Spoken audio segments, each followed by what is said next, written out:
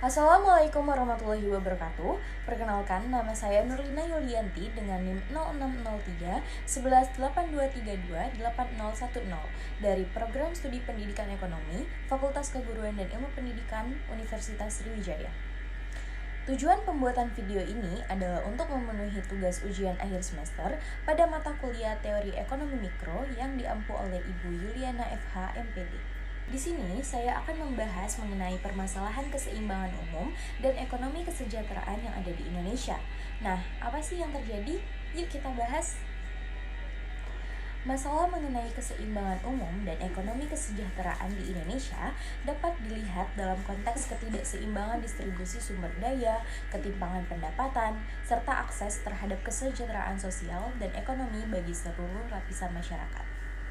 Ekonomi kesejahteraan di Indonesia yang bertujuan untuk mencapai kesejahteraan sosial dan ekonomi bagi seluruh rakyat juga dihadapkan pada tantangan dalam mencapai kesejahteraan dan pemerataan keadilan sosial. Selain itu, ketergantungan yang tinggi pada sektor ekstraktif dan sumber daya alam yang sering kali menguntungkan segelintir kalangan membuat distribusi keuntungan dan manfaat dari pertumbuhan ekonomi tidak merata. Nah, dari penjelasan di atas, kenapa sih ketergantungan Indonesia terhadap sumber daya alam dalam perekonomian dapat menjadi masalah? Sini-sini aku jelasin. Negara Indonesia, salah satunya adalah pertanian, lalu ada juga peternakan, dan juga tentunya tambang. Di tengah gempuran banyaknya sumber daya yang ada di Kalimantan Timur, justru menyebabkan ketergantungan terhadap sumber daya alam yang ada di sana. Lalu, bagaimanakah pemerintah menyikapi ketergantungan yang ada? Pesaing kita, bahkan Vietnam yang paling dekat. Kita agak tertinggal dalam hal inklusi kita dalam global value chain. Jadi, ketergantungan Indonesia pada sumber daya alam atau SDA dalam perekonomian menjadi masalah karena terdapat beberapa faktor penyebabnya, yaitu yang pertama, rentan terhadap fluktuasi harga global. Sebagai negara yang sangat bergantung pada ekspor sumber daya alam seperti batu bara, minyak, dan kelapa sawit, Indonesia terpengaruh langsung oleh perubahan harga komoditas di pasar internasional. Ketika harga komoditas jatuh, maka pendapatan negara juga berkurang, yang dapat mempengaruhi kestabilan ekonomi dan anggaran negara. Yang kedua, ketergantungan pada sektor ekstraktif menghambat diversifikasi ekonomi.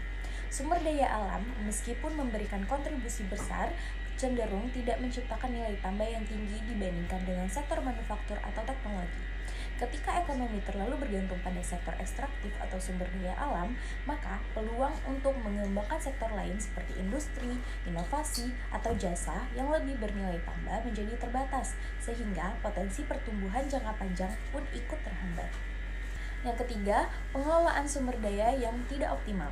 Meskipun Indonesia kaya akan sumber daya alam, pengelolaannya seringkali tidak efisien dan tidak berkelanjutan, baik dari segi pemanfaatan yang kurang optimal maupun distribusi yang tidak merata.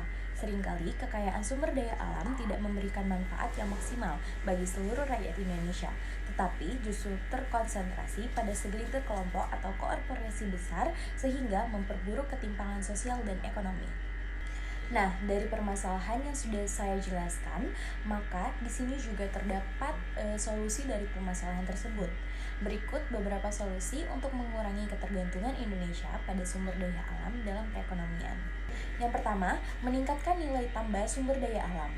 Selain hanya mengekspor bahan mentah, kita juga perlu mengelola sumber daya alam menjadi produk yang bernilai tambah yang lebih menguntungkan, seperti mengelola mineral atau hasil pertanian menjadi produk jadi. Yang kedua, peningkatan kualitas SDM atau sumber daya manusia. Meningkatkan pendidikan dan keterampilan tenaga kerja agar lebih siap bekerja di sektor-sektor yang lebih modern dan berbasis teknologi, bukan hanya di sektor sumber daya alam saja. Ketiga, investasi di infrastruktur dan teknologi. Membangun infrastruktur yang mendukung sektor-sektor non-sumber daya alam seperti jaringan internet cepat dan energi terbarukan untuk membuka peluang baru dalam perekonomian. Yang keempat, memperluas ekspor non-sumber daya alam.